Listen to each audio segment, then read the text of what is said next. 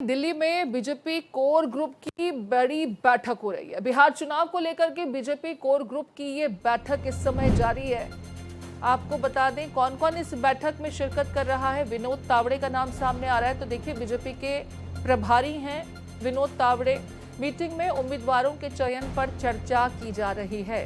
कौन कौन से चेहरे जिन्हें मैदान में उतारा जाए, उनको लेकर के नाम फाइनल किए जाने की बात कही जा रही है। इस कोर ग्रुप की बैठक में 101 सीटों पर अगर बीजेपी चुनाव में उतर रही है तो उन 101 चेहरों का चयन इस वक्त सबसे बड़ी प्राथमिकता, और इसे लेकर दिल्ली में बीजेपी कोर ग्रुप की बड़ी बैठक हो रही है। सीट को लेकर के जो फॉर्मूला है, जो जानकारी मिल रही है, वो फॉर्मूला लगभग तय हो चुका है। औपचारिक ऐलान कभी भी किया जा सकता है। इस बीच 101 सीटों पर बीजेपी जिन चेहरों को मैदान में उतारने जा रही है, इस चुनावी रण में उतारने जा रही है, उनके नाम को फाइनल करने के लिहाज से दिल्ली में बीजेपी कोर ग्रुप की बड़ी बैठक हो रही है।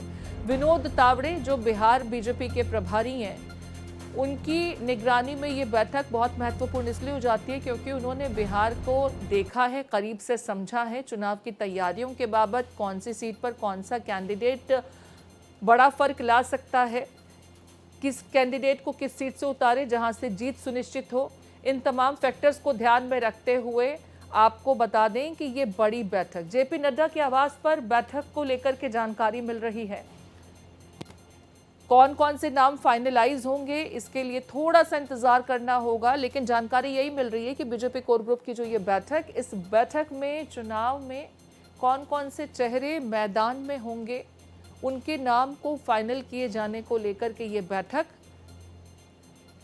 हमारे साथ प्रशांत त्यागी जुड़ गए हैं। प्रशांत का रुख कर लेते हैं। प्रशांत, बीजेपी कोर ग्रुप की बड़ी बैठक इस समय दिल्ली में, और जानकारी ये मिल रही है कि जिन 101 सीटों को लेकर के नाम की बात की जा रही है, उन 101 सीटों पर वो कैंडिडेट जो जीत सुनिश्चित करें, उनके नाम को फाइनलाइज किया जा रहा है।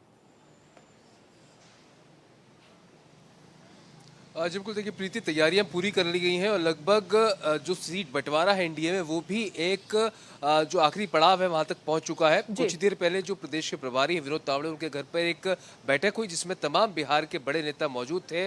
प्रदेश अध्यक्ष वहाँ मौजूद थे, गृह राज्य मंत्री नित्यानंद राय वहाँ मौजूद थे। तो विनोद तावड़े के आवास पर जो बैठक चली उसमें एक स्ट्रैटेजी बनाई गई है, रणनीति बनाई गई है, और जो 101 नामों के आसपास जो बीजेपी चुनाव लड़ेगी 101 सीटों पर, उनके नाम, प्रत्याशियों के नामों पर मंथन किया गया है। अब वही रिपोर्ट लेकर जो है तमाम बड़े नेता बीजेपी के राष्ट्रीय अध्यक्ष जेपी नड्डा के आवास पर पहुंच चुके हैं। उनको ब्रीफ करेंगे कि जो 101 सीटें बीजेपी को इस चुनाव में मिलने जा रही हैं उसमें प्रत्याशियों को लेकर क्या क्या रणनीति है, किस हिसाब से उम्मीदवार चुने गए हैं, इन तमाम पहलुओं पर चर्चा की जाएगी और अंतिम मोहर जो है जेपी नड्डा के द्वारा लगाई जाएगी। उसके बाद जो नामों का अनाउंसमेंट है वो किया जाएगा। और अगर प्रीति एनडीए की बात करें तो लगभग सहमति जो है वो भी बनती दिख रही है। करीब 102 सीटों पर जेडीयू, 101 पर बीजेपी, कुछ सीटों पर लोजपा, और उसके बाद कुछ सीटें उपेंद्र कुशवाहा और जीतन राम मांझी को दी जाएंगी। लेकिन अभी भी नाराजगी की जो खबरें हैं वो आ रही हैं कि जीतन राम मांझी और उपेंद्र कुशवाहा सीट बंटवारे को लेकर नाराज हैं। हालांकि चिराग पासवान को जहां तक है, कल जो स्टेटमेंट उनके द्वारा दी गई थी उससे साफ जाहिर था कि वो शायद मान गए हैं और जो एक सेटलमेंट है वो चिराग पासवान के साथ हो चुका है। लेकिन अब इस बैठक के अंदर भी जो 101 उम्मीदवार की सूची के बारे में चर्चा होगी बीजेपी के, उसके साथ ही साथ जीतन राम मांझी और उपेंद्र कुशवाहा जो सीटें मांग रहे हैं उसको लेकर भी चर्चा होगी। जो सूत्र बता रहे हैं प्रीति, करीब जीतन राम मांझी के द्वारा 10 से 12 सीटों की मांग की गई थी और इतनी ही सीटें उपेंद्र कुशवाहा की तरफ से भी मांग की गई है। लेकिन अब सीटें कितनी जाती हैं दी जाएंगी गठबंधन, ये देखना महत्वपूर्ण होगा, क्योंकि कुल मिलाकर 40 जो सीटें हैं वो बचती हैं। अब उसमें चिराग पासवान को भी एडजस्ट करना है, उपेंद्र कुशवाहा को भी एडजस्ट करना है और जीतन राम मांझी को भी एडजस्ट करना है। तो ये देखना महत्वपूर्ण होगा कि जो मांग नेताओं की तरफ से रखी गई है क्या उनको पूरा होगा या फिर कहीं ना कहीं समझौता करना पड़ेगा। ठीक है, बने रहिए यहाँ पर प्रशांत। आप बड़ी महत्वपूर्ण जानकारी दे रहे हैं और बता भी रहे हैं कि जिन चेहरों को लेकर के यहाँ पर रायशुमारी चल रही है, आज उन चेहरों पर मुहर लग जाएगी और जल्द ही एक औपचारिक प्रेस कॉन्फ्रेंस के जरिए उन नाम का ऐलान भी होगा। लेकिन सीटों को लेकर के भी जो फाइनल फार्मूला है उस पर भी लगभग बात बन चुकी है, अपने अंतिम पड़ाव में है। मैं आपको इसी को लेकर के अगला सवाल भी करूंगी, लेकिन इस बीच अपने दर्शकों को यह भी बता दें कि दिल्ली में एलजेपीआर की संसदीय बोर्ड की भी बैठक हो रही है।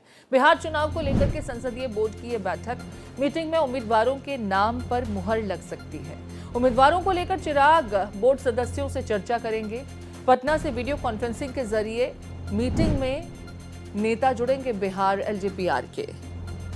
तो देखिए, दिल्ली में एलजेपीआर की संसदीय बोर्ड की महत्वपूर्ण बैठक, इसमें जिन कैंडिडेट्स को मैदान में उतारने का मन चिराग पासवान बना रहे हैं, उनको लेकर के रायशुमारी बोर्ड सदस्यों के साथ वीडियो कॉन्फ्रेंसिंग के जरिए एलजेपीआर के नेता इस मीटिंग में जुड़ेंगे। सुबह 11 बजे यानी अब ये बैठक शुरू हो गई है। इसको लेकर के बात कर लेते हैं, शुरू हुई है या कि होने के लिए थोड़ा सा इंतजार करना होगा, ये समझ लेते हैं। प्रशांत हमारे साथ बने हुए, प्रशांत का रुख करेंगे, लेकिन इस बीच आपको ये भी बता दें कि सीट शेयरिंग और उम्मीदवारों को लेकर के बीजेपी नेता सुरेश कुमार शर्मा और एलजेपी रामविलास के सांसद शांभवी चौधरी ने क्या कुछ कहा, पहले वो सुन लेते हैं।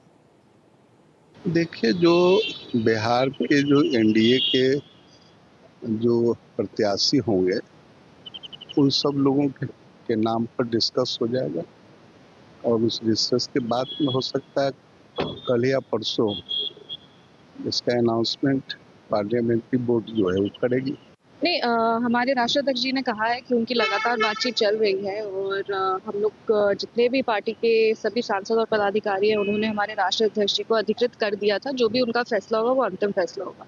अब क्योंकि चुनाव है, ऐसी बैठकें पार्टियों में होती रहती हैं, उसी में हम लोग अभी जा रहे हैं। जैसे ही कुछ होगा आप सबको सूचित कर दिया जाएगा। नहीं, वो हो जाएगा ना, नॉमिनेशन में अभी बहुत टाइम है। लास्ट डेट ऑफ नॉमिनेशन अभी है, हम लोग के पास 1 हफ्ता टाइम है और सब अच्छे से पहले ही अच्छे से समन्वय तरीके से हो जाए, यही हम लोग का टारगेट है। और जब आपको जल्दी, अब 1-2 दिन का बात है, जल्दी सूचित कर दीजिए। और मेरे साथ सहयोगी प्रशांत त्यागी लगातार बने हुए, प्रशांत का रुख कर लेते हैं। प्रशांत, एलजेपीआर की भी आज एक बैठक हो रही है जिसमें बड़ा मुद्दा यही है कि कौन से कैंडिडेट्स को इस रण में उतारा जाए। वर्चुअली भी बिहार के एलजेपीआर के जो नेता हैं वो इस बैठक में शामिल हो रहे हैं। इसके बाबत क्या कुछ जानकारी है आपके पास? जी बिल्कुल, देखिए प्रीति, कुछ ही देर में जो है एलजेपीआर की संसदीय बोर्ड की जो बैठक है वो शुरू होगी और चिराग पासवान वीडियो कॉन्फ्रेंसिंग के जरिए इस बैठक में जुड़ेंगे, जिसमें तमाम जो पार्टी के सांसद हैं, पदाधिकारी हैं, प्रदेश अध्यक्ष हैं, वो तमाम जो नेता है इस बैठक में रहेंगे। दरअसल देखिए, अब तक अगर बिहार के चुनाव के रण की बात देखी जाए तो अब तक किसी भी दल ने उम्मीदवारों के नाम की घोषणा नहीं की है।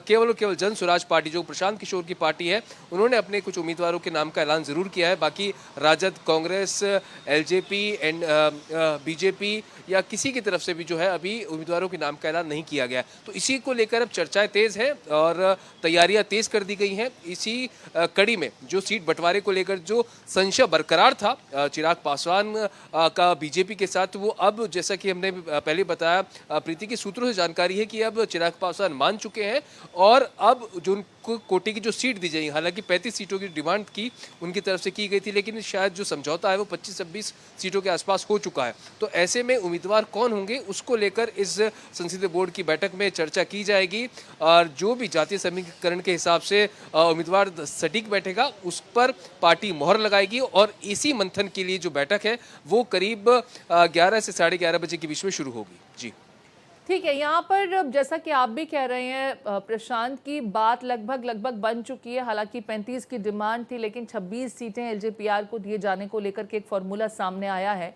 इसके अलावा भी कुछ ऑफर हुआ है क्या? जैसे महागठबंधन को लेकर के जानकारी मिल रही है कि अब तक जहां 2 डिप्टी सीएम के साथ में सरकार बनी, वहीं 3 डिप्टी सीएम का भी फॉर्मूला महागठबंधन की तरफ से क्वाइन किया गया।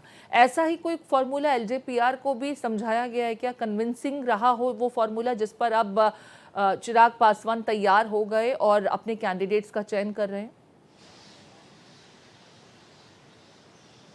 जी बिल्कुल, देखिए इसमें कुछ अभी ऑफिशियली तो नहीं कह सकता प्रीति, लेकिन हाँ सूत्रों ने ये जानकारी भी दी थी कि 26 सीटों के साथ साथ 2 राज्यसभा सीट जो है उसका प्रपोजल भी चिराग पासवान को दिया था और शायद उसी को लेकर जो अंतिम बातचीत है वो पूरी हुई थी, क्योंकि हमने देखा था किस तरह से बैक टू बैक जो बैठकों का दौर था वो चला था। गृह राज्य मंत्री नित्यानंद राय ने लगातार 3 बार चिराग पासवान के साथ बैठक करी थी और खुद विनोद तावड़े जो कि प्रदेश के प्रभारी है उनकी बैठक हुई थी और उसके बाद जो परसों आखिरी बैठक हुई है नित्यानंद राय की की चिराग पासवान के साथ, उस पर बताया जा रहा था कि आखिरी जो मोहर है गठबंधन को लेकर और सीट बंटवारे को लेकर वो लग चुकी है और चिराग पासवान उस चीज को मान गए हैं, यानी कि शायद 26 सीटें और 2 राज्यसभा सीटों को लेकर जो सहमति है वो चिराग पासवान की तरफ से दे दी गई है। और इसी के चलते जो एक बयान आपने सुना होगा प्रीति चिराग पासवान के द्वारा कहा गया था कि जहां मेरे प्रधानमंत्री हैं वहां मेरे सम्मान को ठेस नहीं पहुंचेगी, तो उसके बाद जो स्टेटमेंट दिया गया तो यही जाहिर हुआ कि सहमति चिराग पासवान की तरफ से दे दी गई है, जो ऑफर बीजेपी की तरफ से उनको दिया गया था। औपचारिक ऐलान का अभी इंतजार जरूर करना होगा, लेकिन जो जानकारी है 26 सीटें प्लस 2 राज्यसभा और जो 26 सीटें हैं उसको लेकर ही संसदीय बोर्ड की बैठक में चर्चा की जाएगी। जी बहुत शुक्रिया प्रशांत विस्तार से तमाम जानकारी साझा करने के लिए।